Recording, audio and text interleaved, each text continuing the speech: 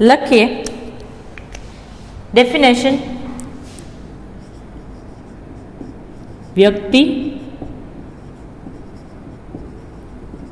પદાર્થ, ગુણ,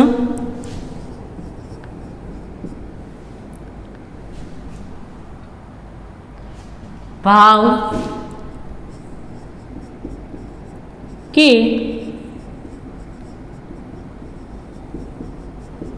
ક્રિયાનો, વ્યક્તિ, પદાર્થ, ગુણ, ભાવ કે ક્રિયાનો નિર્દેશ કરતા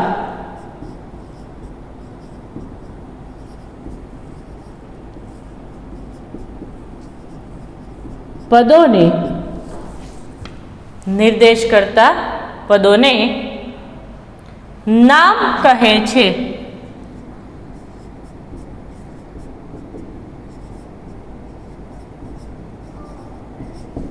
નામ કહે છે.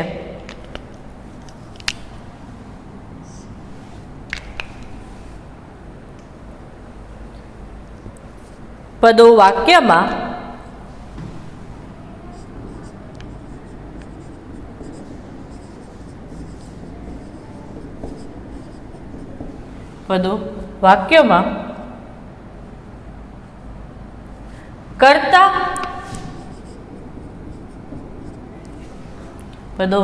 કર્તા કે કર્મને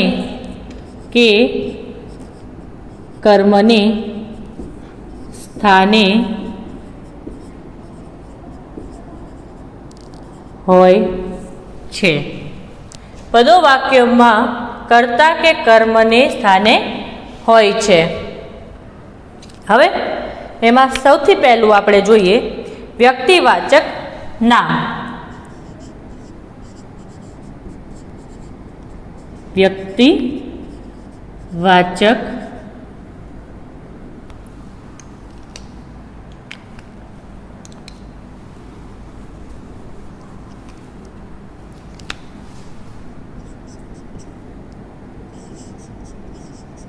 નામના પ્રકારો.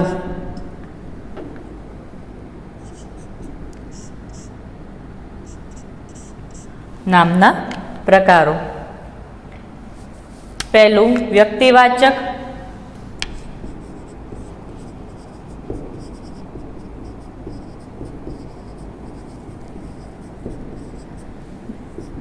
બીજું જાતિવાચક નામ,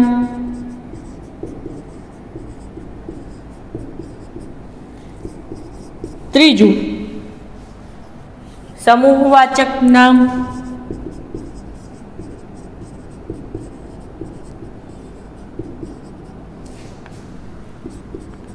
ચોથું દ્રવ્યવાચક નામ,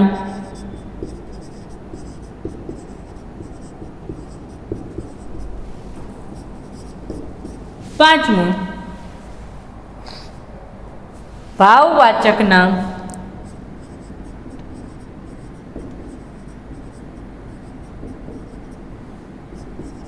છઠ્ઠું ક્રિયાવાચક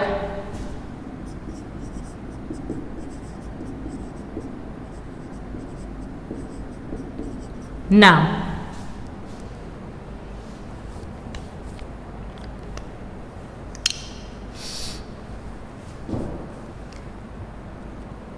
તો હજી એક ડેફિનેશન લખી નાખીએ. તો નામ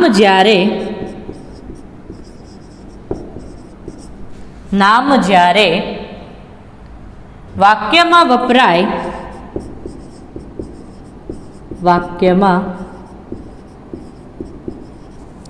વપરાય ત્યારે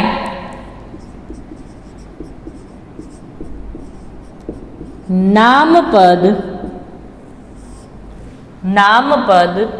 તરીકે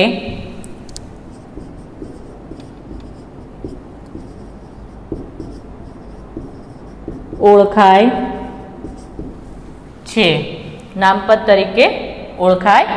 છે. વાક્યમાં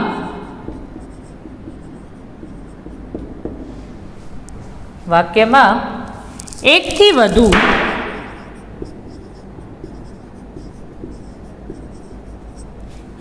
વધુ નામપદ હોઈ શકે. નામપદ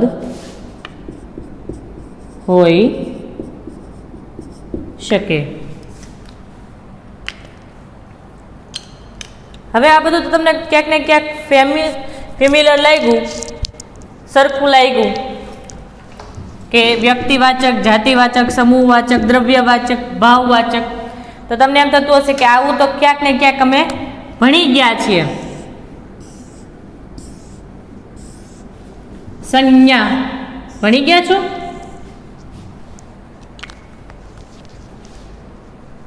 તો સંજ્ઞા ઇજ નામ, નામ એટલે સંજ્ઞા. લખી લ્યો ફટાફટ.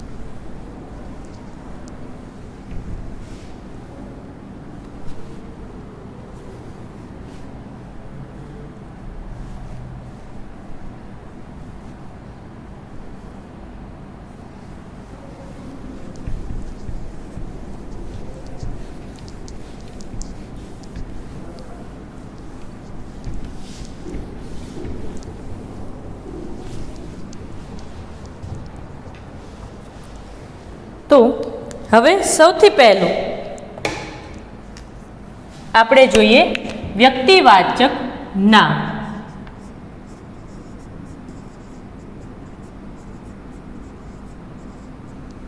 વ્યક્તિવાચક નામ.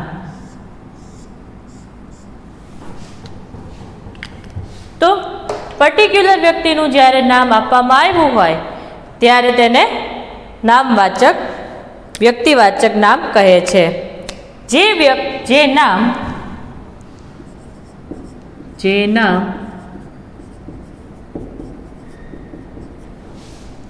વ્યક્તિ ને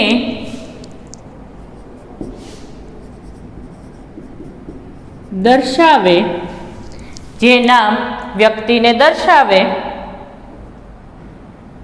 તેને વ્યક્તિવાચક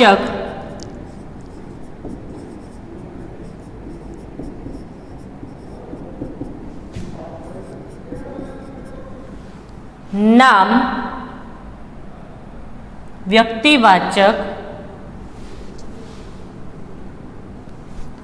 નામ કહે છે. પર્ટિક્યુલર નામ આપ્યું હોય ત્યારે તેને શું કહે છે? વ્યક્તિવાચક નામ કહે છે. ઉદાહરણ તરીકે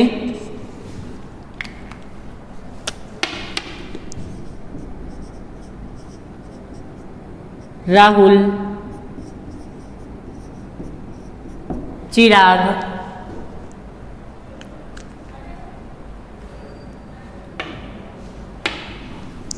ગિરનાર,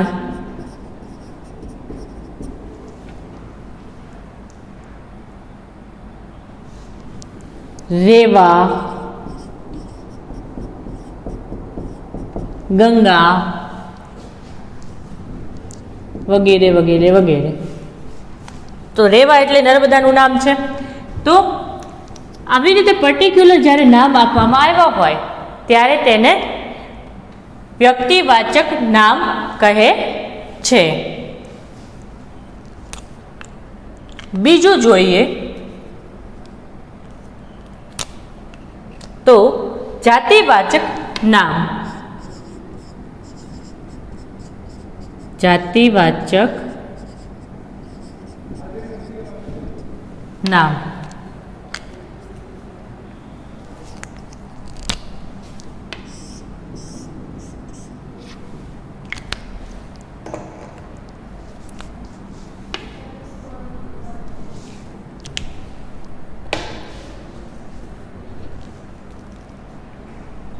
જે નામ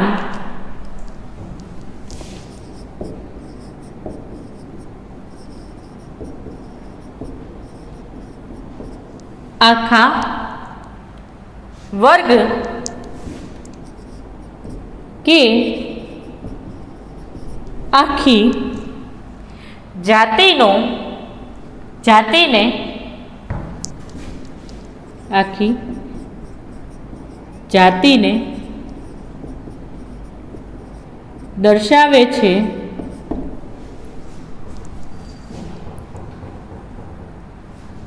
તેને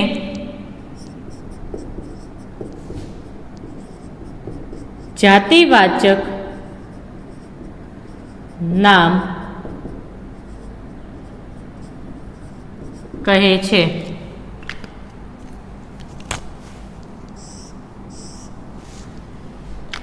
આ વધુ ઉદાહરણ દ્વારા આપણે સમજશું.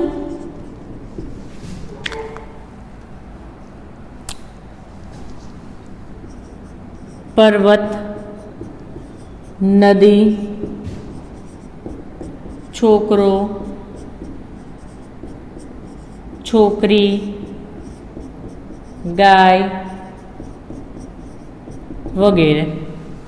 તો અહીંયા પર્ટિક્યુલર નામ નથી આપ્યું કયા છોકરાનું. અહીંયા કેવું પર્ટિક્યુલર રાહુલ, ચિરાગ એવું નામ આપ્યું છે. તો અહીંયા એવી પર્ટિક્યુલર નામ નથી આપ્યું, છોકરો એમ કીધું. એટલે આખા જેટલા છોકરાઓ હોય એની વાત કરવામાં આવે ત્યારે શું થાય? જાતિવાચક નામ થાય. ત્રીજું, સમૂહવાચક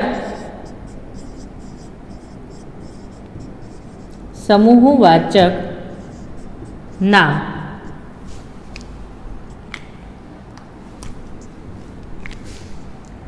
સમૂહવાચક નામ.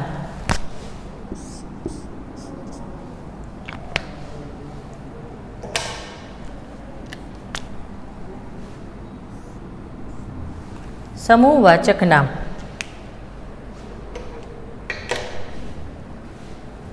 જે નામ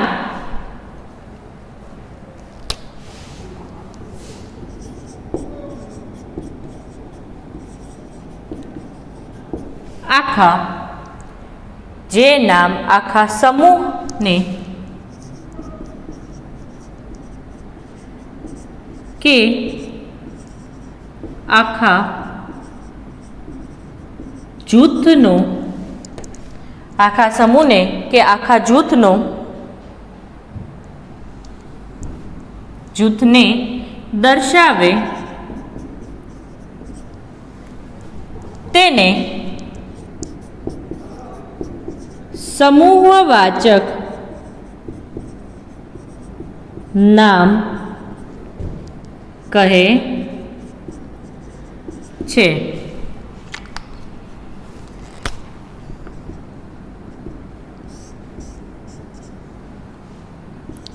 ઉદાહરણ જોઈએ તો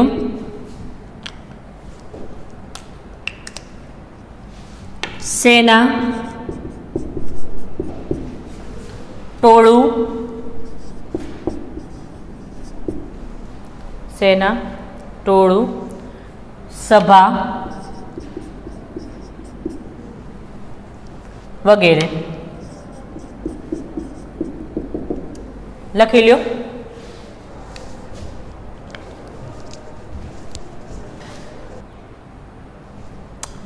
તો લખાઈ ગયું હશે. વ્યક્તિવાચક જ્યારે પર્ટિક્યુલર વ્યક્તિનું કીધું હોય ત્યારે. જાતિવાચક એટલે જ્યારે પર્ટિક્યુલર નામ ના આપ્યું હોય પણ પૂરા સમૂહની જાતિની વાત કરવામાં આવી હોય ત્યારે જાતિવાચક નામ. સમૂહવાચક જ્યારે ગ્રુપનું નામ, ગ્રુપની વાત કરવામાં આવે ત્યારે સમૂહવાચક નામ કહેવામાં આવે છે. તો આટલું લખી નાખ્યું હશે તમે લોકોએ.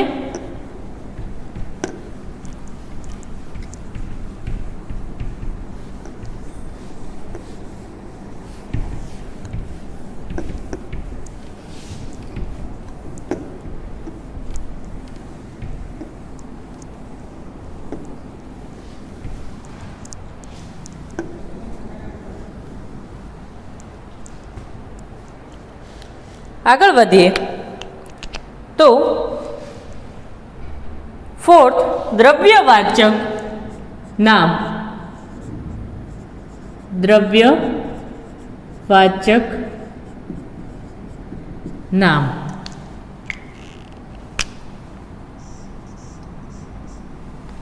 काउंटेबल होय જ્યારે બલ્કમાં હોય, જેને કાઉન્ટ ન થઈ શકાય, એક બે રીતે કાઉન્ટ ન કરી શકાય એવાને ને મોસ્ટ ઓફ લિક્વિડ ફોર્મમાં હોય એને દ્રવ્યવાચક કહેવામાં આવે છે। જે નામ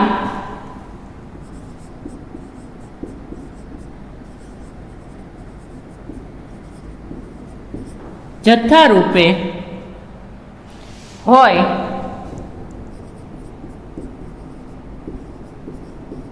પણ જે નામ જથ્થા રૂપે હોય પણ એક બે એવી ગણતરી, એક બે એવી ગણતરી ન થઈ શકે, ન થઈ શકે એવા દ્રવ્ય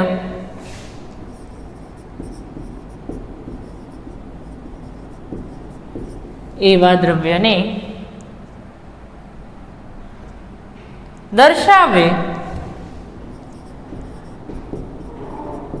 દર્શાવે તેને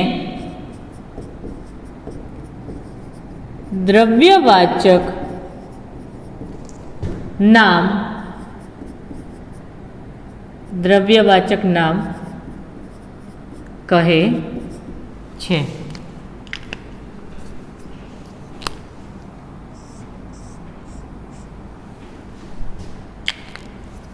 દ્રવ્યવાચક નામ કહે છે।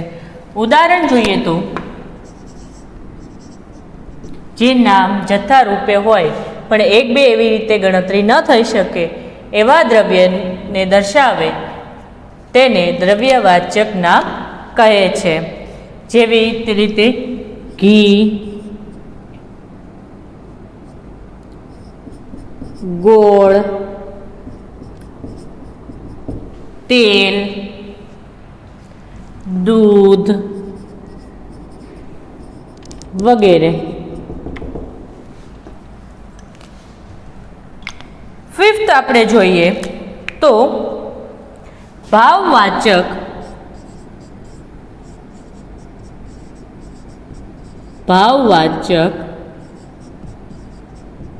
નામ, ભાવવાચક નામ। જે નામ ભાવ, ગુણ,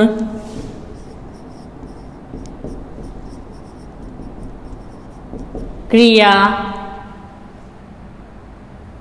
સ્થિતિ,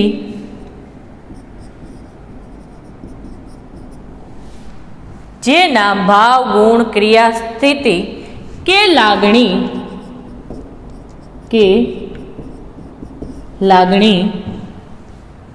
દર્શાવે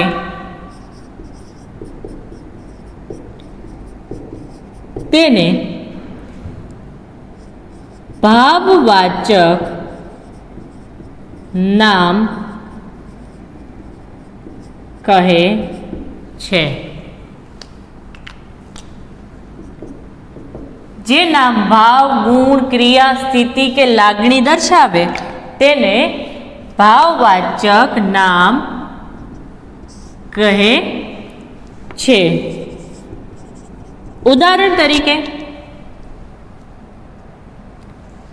શરત, પ્રેમ, ગુસ્સો વગેરે।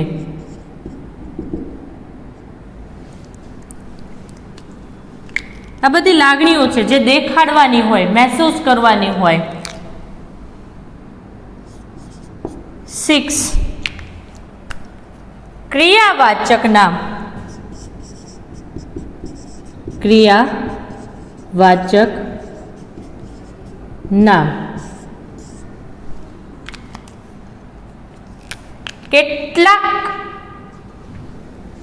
કેટલીક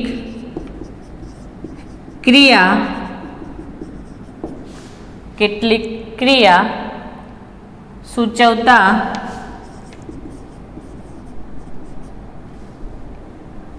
સૂચવતા નામને ક્રિયાવાચક નામ કહે છે. ક્રિયાવાચક નામ કહે છે. ઉદાહરણ તરીકે જોઈએ તો ચાલવું,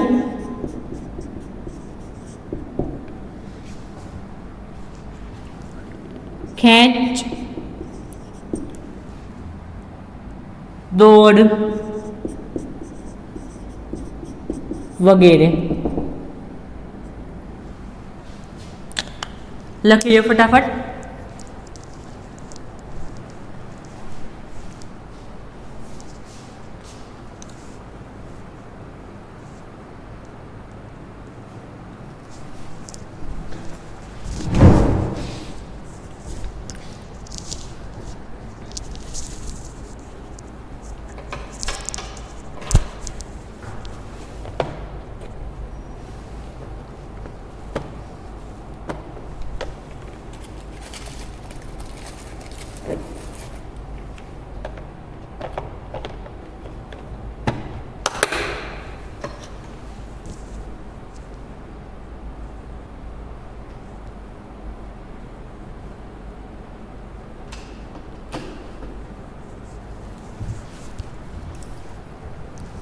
તો દ્રવ્યવાચક એટલે લિક્વિડ ફોર્મમાં હોય મોસ્ટ ઓફલી તે, અને ભાવવાચક એટલે ફિલિંગ જ્યારે દેખાડવાની હોય ત્યારે, ક્રિયા એટલે કોઈ પણ ક્રિયા સૂચવતું હોય ત્યારે તેને નામપદ કહેવામાં આવે છે. એટલે કોઈ પણ વ્યક્તિ, પદાર્થ, ગુણ કે ભાવ કે ક્રિયાનો નિર્દેશ કરતા શબ્દને, પદને નામપદ કહે છે.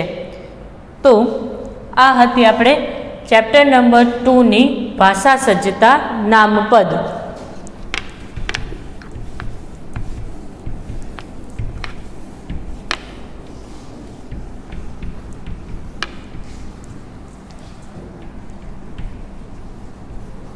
હવે તમને લોકોને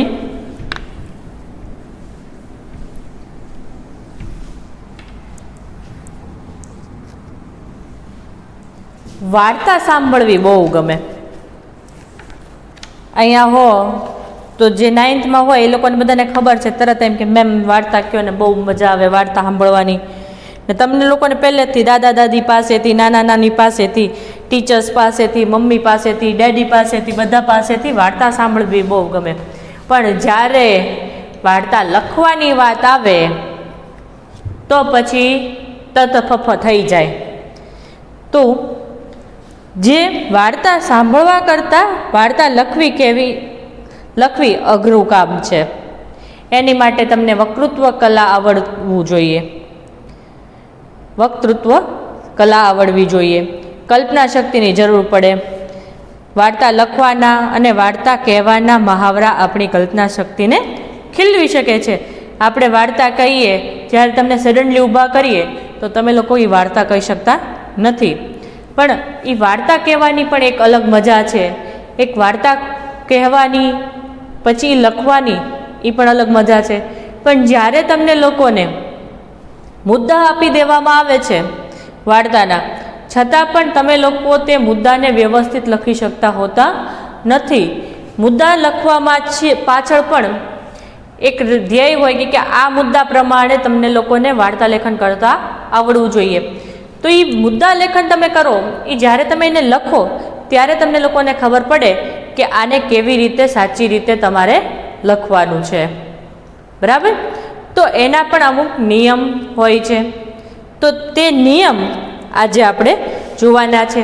જે આપણી હવે પછીનું ચેપ્ટર છે રાવણનું મિથ્યા અભિમાન તેની ભાષા સજ્જતા રૂપે જ છે. તો એને આ ચેપ્ટરમાં આપણે સાથે ઇન્ક્લુડ આ ભાષા સજ્જતાની સાથે ઇન્ક્લુડ કરી નાખીએ છીએ. નામપદની સાથે આપણે વાર્તા લેખન પણ જોઈ લઈએ છીએ.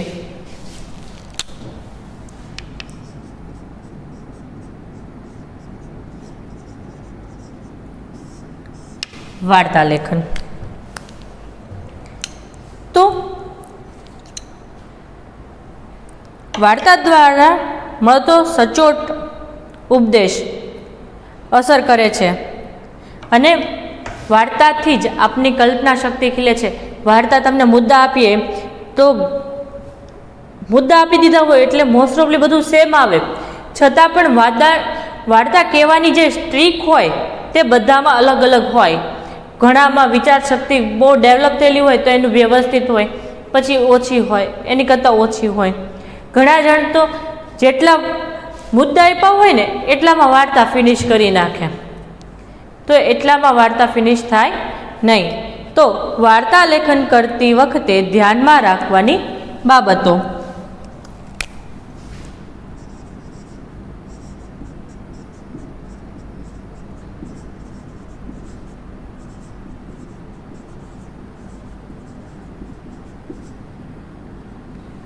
વાર્તા લેખન કરતી વખતે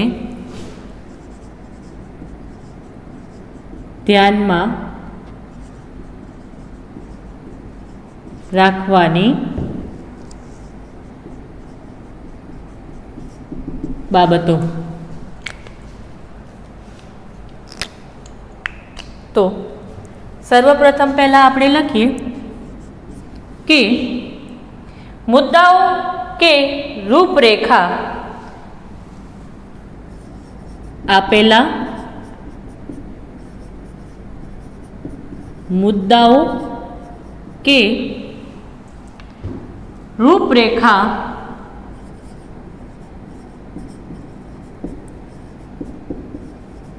વાંચી ને વાર્તા બરાબર આપેલા મુદ્દાઓ કે રૂપરેખા વાંચીને વાર્તા બરાબર સમજી લેવી.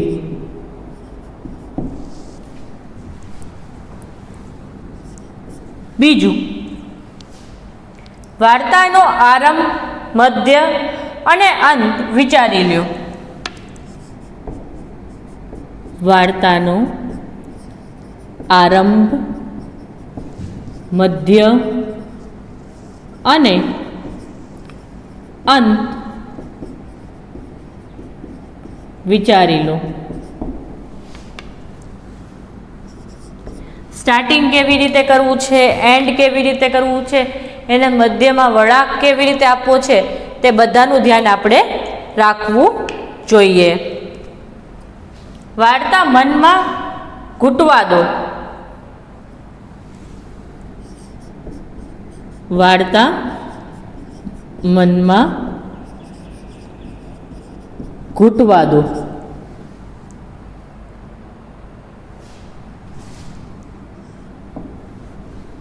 ફોર્થ,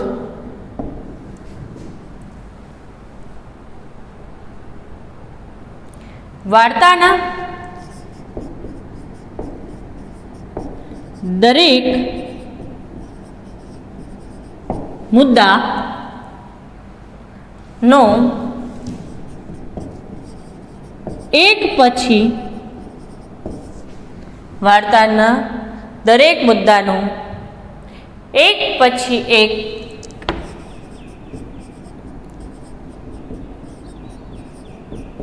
ક્રમશઃ વિસ્તાર કરો.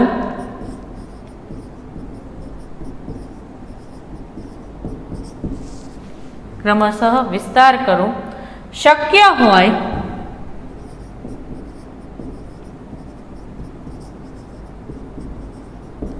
ત્યાં સ્થળ કે સમયનું વર્ણન કરો.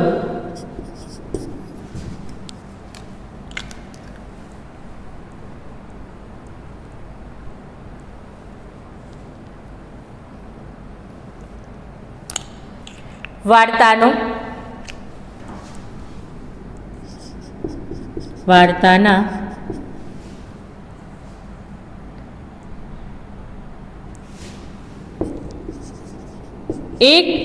વાર્તાનો એક મુદ્દો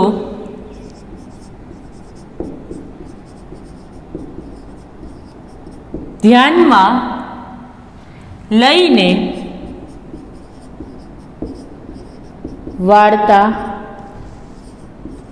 રસપ્રદ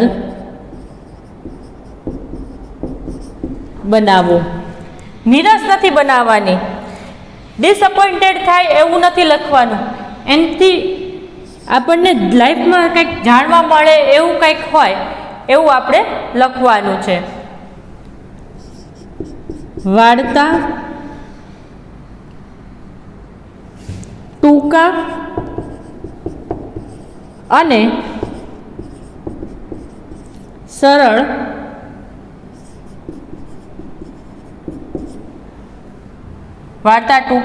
સરળ વાક્યોમાં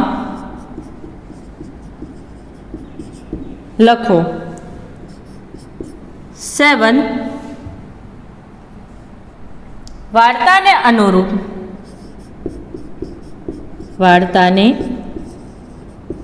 અનુરૂપ ફકરા પાડો. ફટાફટ એટલું લખી નાખો. ધ્યાનમાં રાખવાની બાબતો હજી ઘણી છે, તે લખવાની છે.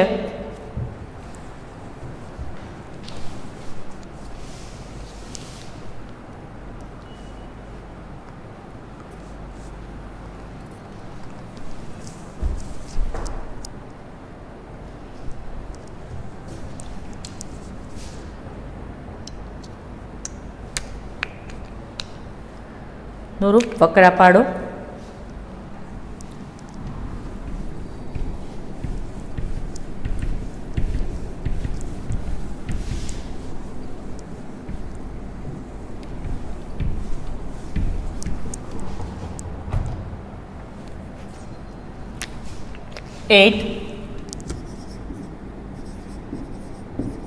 જરૂર જણાય ત્યાં રૂઢિપ્રયોગ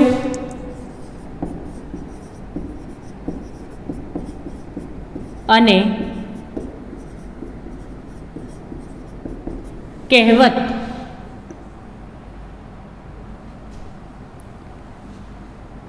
નો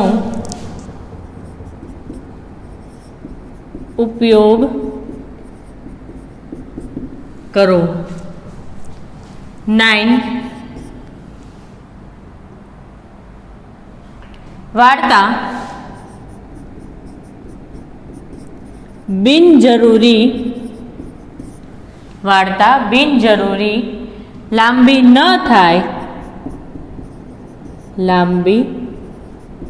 થાય તેનો ખ્યાલ રાખવો.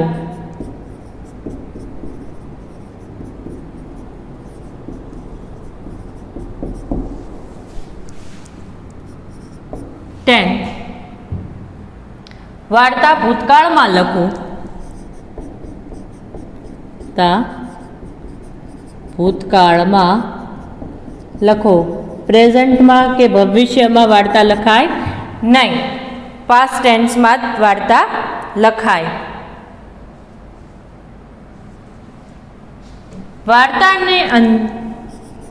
વાર્તાને યોગ્ય શીર્ષક આપો.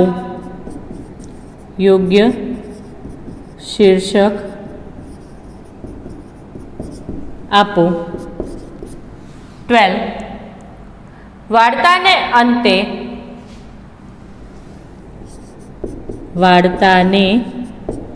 અંતે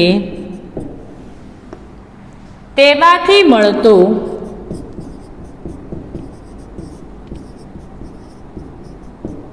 બોધ જણાવો.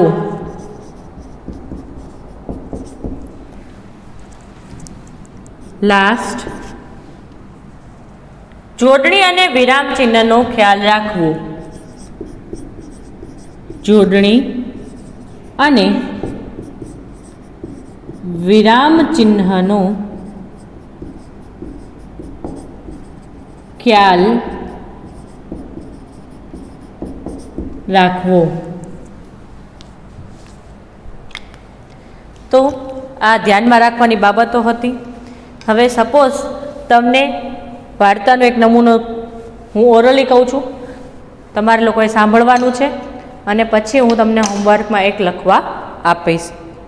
પહેલા મુદ્દા, એક વિધવા, એકના એક પુત્રનું અવસાન, આઘાત, પુત્રના શબને સ્મશાને ન લઈ જવા દેવો, એક સજ્જનની તે સ્ત્રીને પોતાના દીકરો ભગવાન બુદ્ધ પાસે લઈ જવાની સલાહ, પુત્રને સજીવન કરવાની ભગવાન બુદ્ધ પાસે સ્ત્રીની આજીજી, ભગવાન બુદ્ધનું આશ્વાસન, જે ઘરમાં કોઈ દી મર્યું ન હોય એવા ઘરેથી મુઠ્ઠી રાઈ લઈ આવવા કહ્યું, સ્ત્રીનું નગરમાં ફરવું, નિરાશા, બોધ.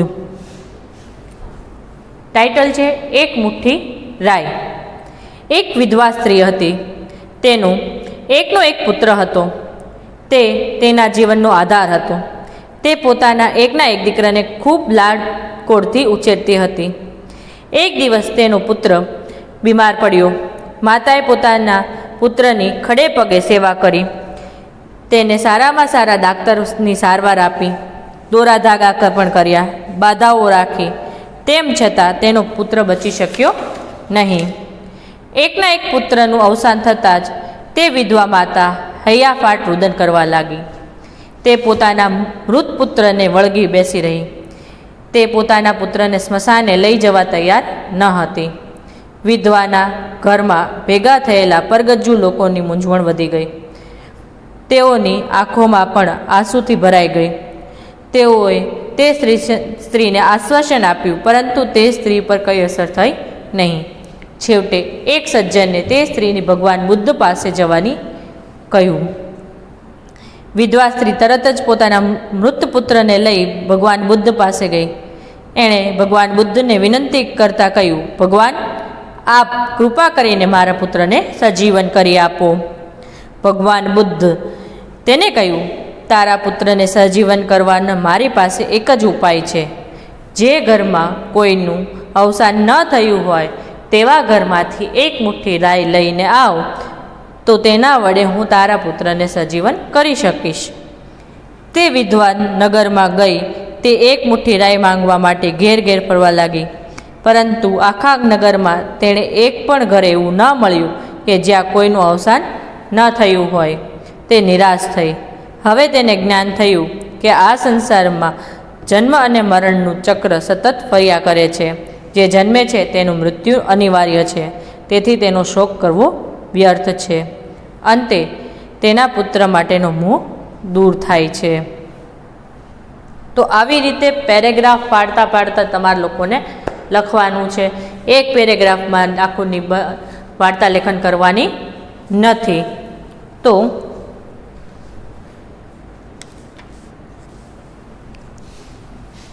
હવે હોમવર્ક જોઈએ. તો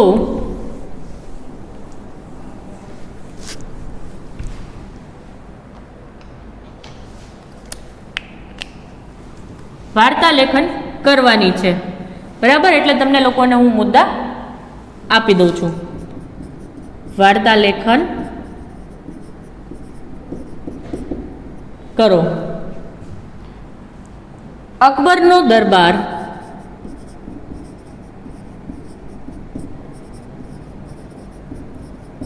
અકબરનો દરબાર. એક સરખા બે ફૂલ.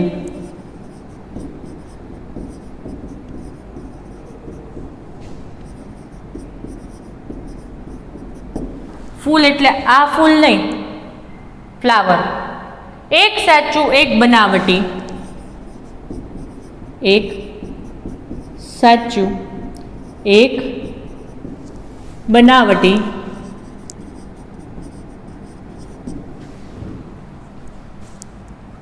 ફૂલને સ્પર્શ કર્યા વિના, ફૂલને સ્પર્શ કર્યા વિના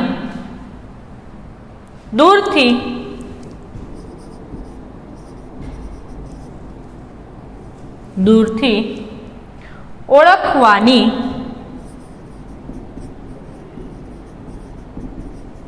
પરીક્ષા, દૂરથી ઓળખવાની પરીક્ષા. બધા દરબારીઓની મૂંઝવણ, બધા દરબારીઓની મૂંઝવણ. બિરબલની યુક્તિ, બિરબલની યુક્તિ. મધમાખીને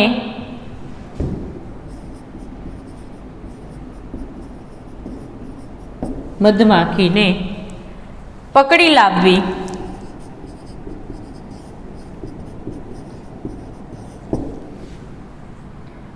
ઉત્તર આપવો,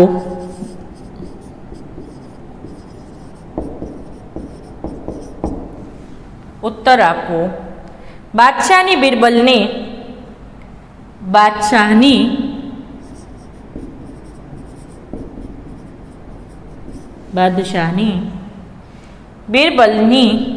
બિરબલને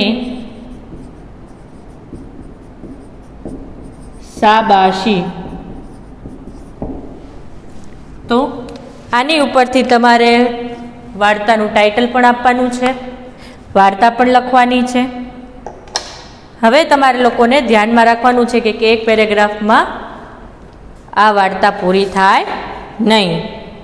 જ્યાં જરૂર પડે ત્યાં પેરેગ્રાફ આપવાના અને જ્યાં જરૂર પડે ત્યાં તમારે વચ્ચે વચ્ચે કન્વર્ઝેશન પણ મૂકવાનું હોય. તો ફટાફટ એકવાર હોમવર્ક લખી લો.